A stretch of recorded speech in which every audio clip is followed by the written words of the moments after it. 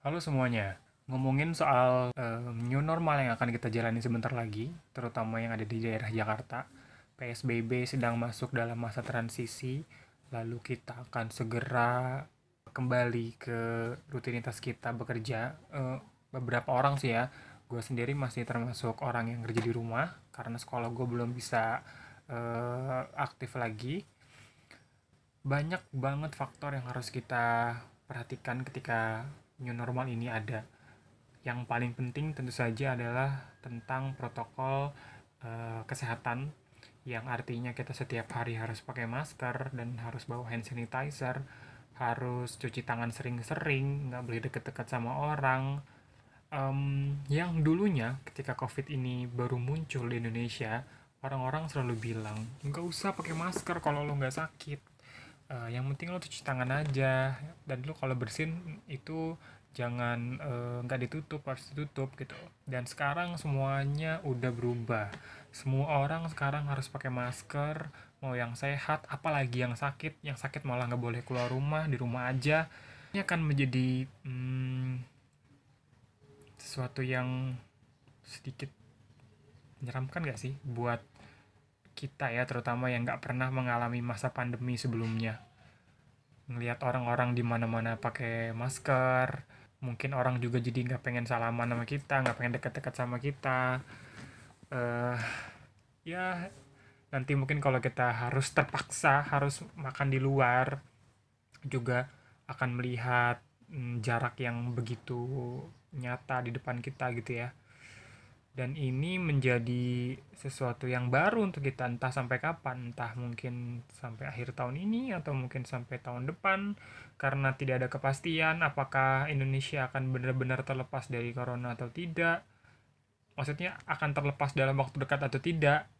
Apakah masyarakatnya sudah siap untuk new normal dalam arti kata mematuhi protokol kesehatan. Lalu apakah kita akan tetap bisa menjalani prosedur ini dengan baik ketika kita harus menggunakan masker terus dan harus sering-sering cuci tangan.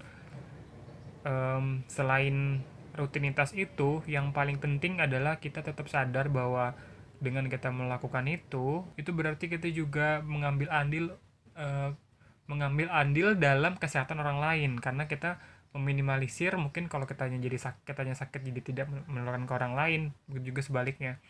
Jadi ketika kita aware sama kesehatan dan protokol kesehatan itu, otomatis kita juga aware sama kesehatan orang lain, dan itu sangat mempengaruhi tidak bertambahnya orang-orang yang terkena COVID-19. Kita bisa melandaikan kurvanya.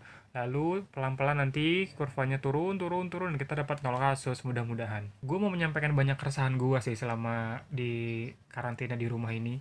Karena gue pikir gue doang yang ngerasain kayak kok belakangan ini gue jadi males gambar ya, padahal waktu gue lebih banyak. Gue punya banyak waktu untuk melakukan riset secara online tentunya.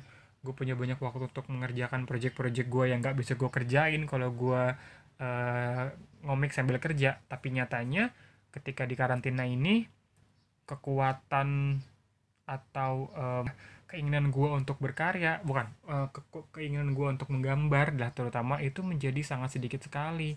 Seperti rasanya energi gue kayak habis terus, padahal gue di rumah juga gak ngapa-ngapain gitu, cuman ya jagain anak, jagain kerjaan, terus ya udah gitu, nggak ada yang menguras tenaga. Tapi tak kenapa rasanya kok keinginan untuk menggambar jadi berkurang ya gitu. Apakah kalian juga merasakan yang sama?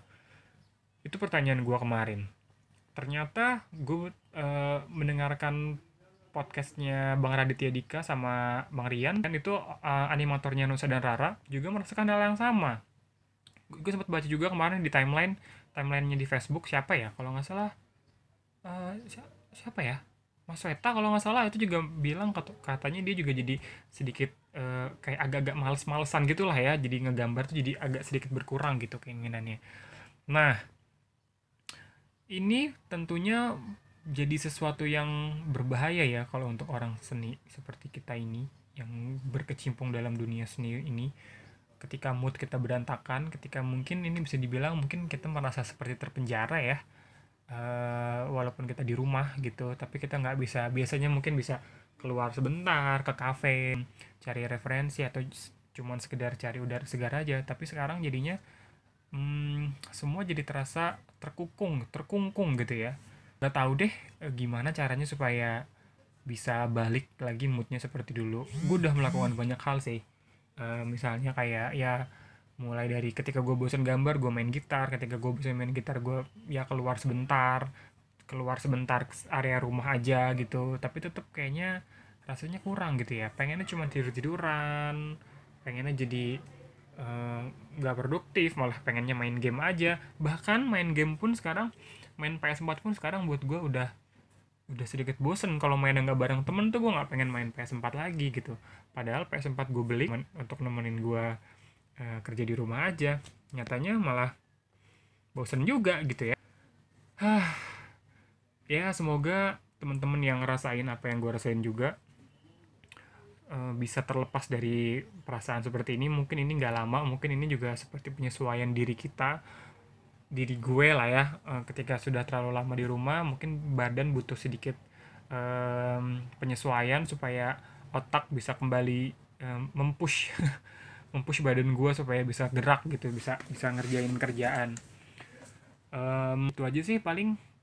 Kalau kalian gimana? Kalau ketika kalian ngerasain bosen di masa karantina ini, apa yang kalian lakukan untuk menghilangkan rasa bosan itu? Karena tingkat kebosanan kan beda-beda ya. Mungkin kalian yang ekstrovert udah bosen dari lama gitu. Gue termasuk yang nggak terlalu suka main di luar. Sekarang aja udah ngerasa kayak gini, apalagi kalian yang ekstrovert gitu.